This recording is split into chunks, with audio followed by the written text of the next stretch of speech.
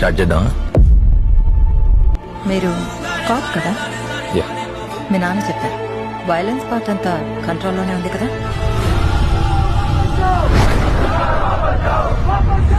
Ball sir freezing. దానికి ఏం చేద్దాం సార్? తోడో 20 మంది దర్వాజా తోడు. నాకంటే క్రియేటివ్ ఫ్రీడమ్ ఉన్నట్టే.